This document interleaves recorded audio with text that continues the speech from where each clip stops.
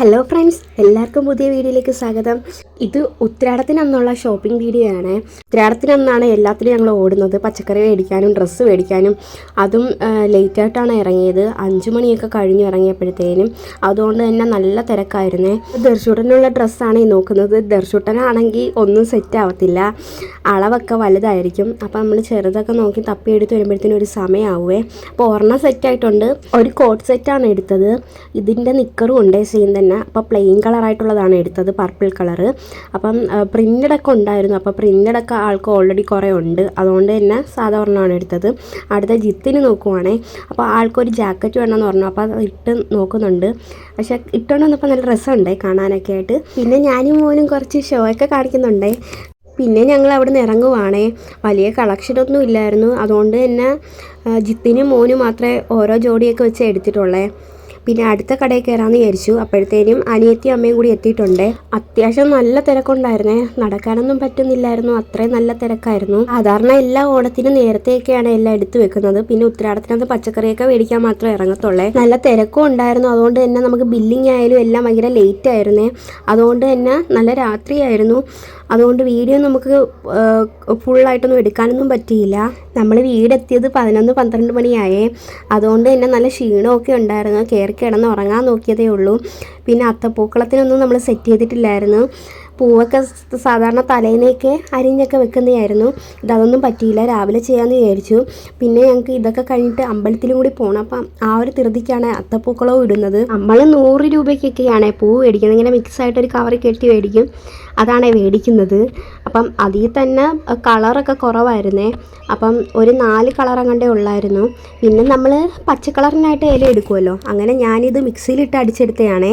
അപ്പോൾ ഒരുപാട് പൊടിച്ചില്ല, കാര്യം ആ പൂവിൻ്റെ കൂടെ ഒന്ന് മാച്ചായിട്ട് നിൽക്കാൻ വേണ്ടി കുറച്ച് പൂവിൻ്റെ ആ ഇതൾ കണക്ക് സെയിമായിട്ട് അങ്ങനെ അടിച്ചെടുത്തോളേ. പിന്നെ ഞങ്ങൾ റെഡിയായി. ഇത് അമ്പലത്തിൽ ഇട്ടിരുന്ന പൂക്കളാണേ. നല്ല റിസോർട്ടല്ലേ കാണാനൊക്കെ ആയിട്ട്. അപ്പോൾ നമ്മൾ അടുത്തുള്ള അമ്പലത്തിൽ തന്നെയാണ് വന്നത്. ഒരുപാട് ദൂരമൊന്നും പോയില്ല. അപ്പം ഇനി ഫോട്ടോയൊക്കെ എടുക്കണം. അപ്പോൾ ജിത്ത് ഡ്രസ്സ് മാറാൻ പോയിട്ടുണ്ടേ. അപ്പോൾ ആൾക്ക് രാവിലെ മുണ്ട് കിട്ടിയില്ലായിരുന്നു. ഇവിടെ എടുത്തു വെച്ചിരുന്ന മുണ്ടായിരുന്നു, അത് പെട്ടെന്ന് കാണാനില്ല. നമ്മൾ പുറത്തുനിന്നുള്ള ഫോട്ടോഷൂട്ടല്ല, നമ്മൾ സ്വയമേ നമ്മൾ എടുക്കുന്നതാണേ. ഫോട്ടോസൊക്കെ ഒരു മെമ്മറി അല്ലേ, എത്ര വർഷം വേണമെങ്കിലും നമുക്കത് കാണാമല്ലോ, കണ്ടുകൊണ്ടിരിക്കാമല്ലോ. അതുകൊണ്ട് മാക്സിമം ഞങ്ങൾ ഒരേപോലത്തെയൊക്കെ ഉടുപ്പൊക്കെ ഇട്ടിട്ട് ഞങ്ങൾ ഫോട്ടോസൊക്കെ എടുക്കാറുണ്ട്. പിന്നെ അതൊക്കെ കഴിഞ്ഞ് ഞങ്ങൾ സദ്യ കഴിക്കുവാണേ. അപ്പോൾ ജിത്തിൻ്റെ കുറച്ച് ഫ്രണ്ട്സൊക്കെ വന്നായിരുന്നു. അവരൊക്കെ ആയിട്ട് ഒരുമിച്ച് സദ്യ കഴിക്കുവാണേ. അതൊക്കെ കഴിഞ്ഞിട്ട് ഞങ്ങൾ ഒരു സ്ഥലത്ത് പോവുകയാണേ. അപ്പം വീട്ടിൽ പോസ്റ്റ് ആയതുകൊണ്ട് തന്നെ അനിയത്തി പറഞ്ഞു, വാ നമുക്ക് നമ്മുടെ സ്ഥലത്ത് പോകാം, അവിടെ പരിപാടിയൊക്കെ ഉണ്ട്. അങ്ങനെ അവിടേക്ക് പോകുവാണേ. 3 വർഷമായിട്ടുള്ളൂ ഞങ്ങൾ ഇവിടുന്ന് മാറിയിട്ട്. അപ്പം ഈ സ്ഥലം എന്തായാലും നമുക്ക് ഒരിക്കലും മറക്കാൻ പറ്റില്ല. നമ്മൾ ജനിച്ചു വീണ സ്ഥലമാണല്ലോ. അവിടുത്തെ ആൾക്കാരെ ആയാലും ആരെയും ഒരിക്കലും മറക്കാൻ പറ്റത്തില്ല. അപ്പോൾ ഞങ്ങൾ പരിപാടി സ്ഥലത്തോട്ട് എത്തിയേ. അപ്പം അവിടെ തന്നെ ചെന്നപ്പോൾ തന്നെ പരിപാടികളൊക്കെ നടക്കുവാണേ. അപ്പം ഈ പ്രാവശ്യം കുറച്ചും കൂടി നല്ലതായിട്ടാണ് നടത്തുന്നത്. അപ്പം ഈ ഭാഗത്തെ ആൾക്കാരെല്ലാം ഒരുപാട് പേര് മാറി. അതുകൊണ്ട് തന്നെ പരിപാടി വലിയ രീതിയിലൊന്നും നടത്താൻ പറ്റത്തില്ല, പിരിവും കാര്യങ്ങളൊക്കെ കുറവായിരിക്കും. അപ്പം നമുക്ക് ഉള്ളതുകൊണ്ട് അവരെ കൊണ്ട് പറ്റുന്ന രീതിയിൽ നടത്തിയിട്ടുണ്ട്. ഞാൻ ഈ പ്രാവശ്യം പരിപാടികൾക്കൊന്നും ചേർന്നില്ലായിരുന്നു. എനിക്ക് പനിയായിരുന്നു, നല്ല പനിയായിരുന്നു. അതുകൊണ്ട് പിന്നെ എനിക്ക് ഒന്നിനും വയ്യായിരുന്നു. പിന്നെ ചേട്ടനും അനിയത്തിയൊക്കെ ഡാൻസ് കളിക്കുന്നുണ്ട്. രാത്രിയിലെ കലാപരിപാടികളാണ് കാണുന്നത്.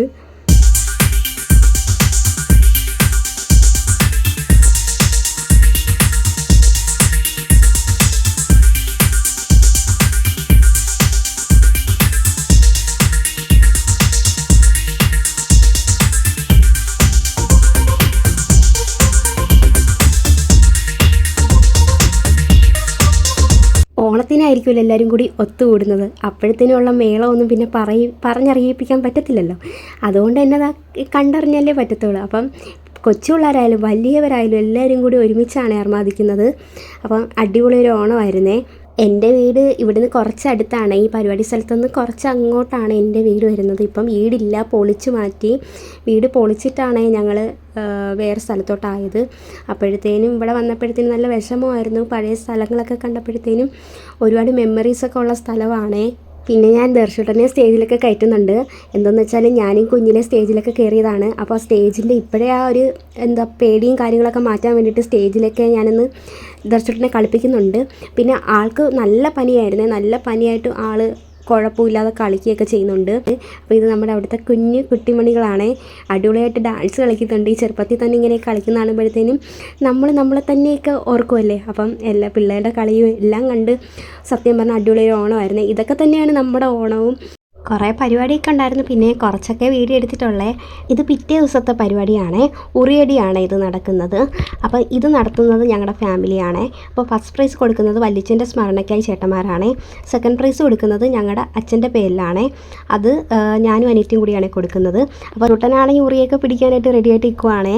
ഉറിയൊക്കെ പൂജിച്ചിട്ടാണ് നമ്മൾ ഉറി കെട്ടുന്നത്. അപ്പോഴത്തേനും ഫാമിലിയുടെ എല്ലാവരുടെയും അനുഗ്രഹത്തോടെയാണ് ഈ മത്സരം സ്റ്റാർട്ട് ചെയ്യുന്നത്. ഓരോ സ്ഥലങ്ങളിലും ഓരോ രീതിയാണ് ഈ ഉറിപിടുത്തം എന്ന് പറയുന്നത്. ചിലവർ കമ്പ് വെച്ച് അടിച്ച് പൊട്ടിക്കുകയാണ് ചെയ്യുന്നത്. ഞങ്ങൾ കൈകൊണ്ട് പിടിക്കുകയാണ് ചെയ്യുന്നത്.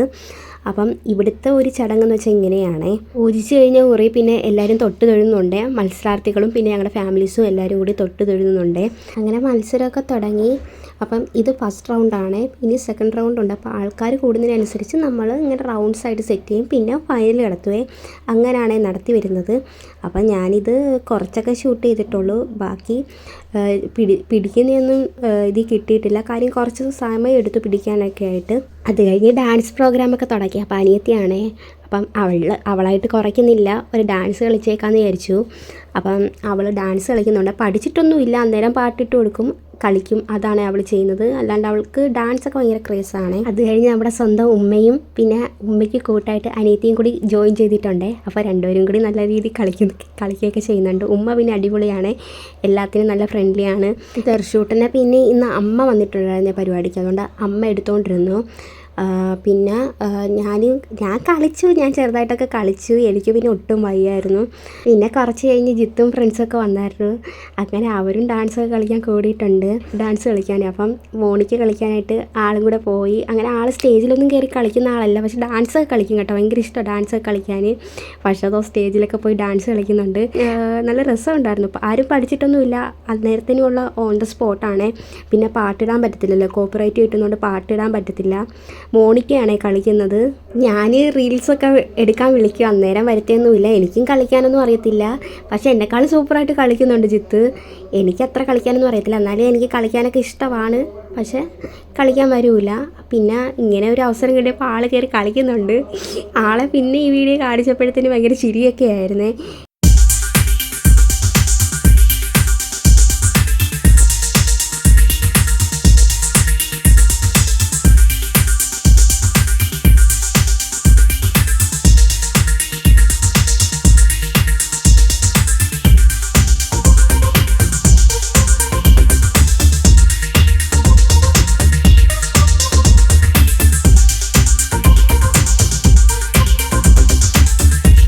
ഇതിനി നമുക്കിനി എപ്പോഴും മെമ്മറി ആയിരിക്കുമല്ലോ. ഇനി ഓണം വരണമെങ്കിൽ അടുത്ത വർഷം വരെ കാത്തിരിക്കണം. അതുകൊണ്ട് തന്നെ മാക്സിമം ആർമാദിച്ചിട്ടാണ് പോകുന്നത്. പിന്നെ അമ്മയുള്ളത് കൊണ്ട് തന്നെ എനിക്ക് കുറച്ചും കൂടി നല്ലതായി. അല്ലെങ്കിൽ ദർശൂട്ടൻ എൻ്റെ കൈ തന്നെയായിരുന്നേനെ. അപ്പം ഞാൻ കുറച്ച് സ്റ്റെപ്പൊക്കെ ഇട്ടിട്ടുണ്ട്. ഞാൻ വീഡിയോ എടുക്കുന്നതുകൊണ്ട് എന്നെ കാണത്തില്ല, ഞാൻ അല്ലാണ്ട് കുറച്ച് സ്റ്റെപ്പൊക്കെ ഇട്ടായിരുന്നു. തിരുവോണവും ഔട്ടവുമാണ് ഇവിടെ പരിപാടി വെച്ചത്. പിന്നെ നമുക്കിനി പെൻഡിങ് ആയിട്ട് കുറച്ച് മത്സരം കൂടി ഉണ്ടായിരുന്നു, അതുകൊണ്ട് ചതയത്തിലോട്ട് മാറ്റി വെച്ചിട്ടുണ്ട്. പിന്നെ ഘോഷയാത്രയും എല്ലാം ചതയത്തിലോട്ടാണ്. പിന്നെ ഞങ്ങൾ ചതയത്തിന് വരത്തില്ല. അതുകൊണ്ട് തന്നെ ഇന്ന് മാക്സിമം നല്ല രീതിക്ക് എൻജോയ് ചെയ്തിട്ടാണ് വീട്ടിലോട്ട് പോയത്. പനിയൊക്കെ മാറി, വോയിസൊക്കെ തെളിഞ്ഞ് വരുന്നുണ്ട്. അപ്പോൾ ഇനി വീഡിയോ ഒക്കെ ചെയ്യണം, കണ്ടിന്യൂസ് ആയിട്ട് വീഡിയോ ഒക്കെ ചെയ്യണം.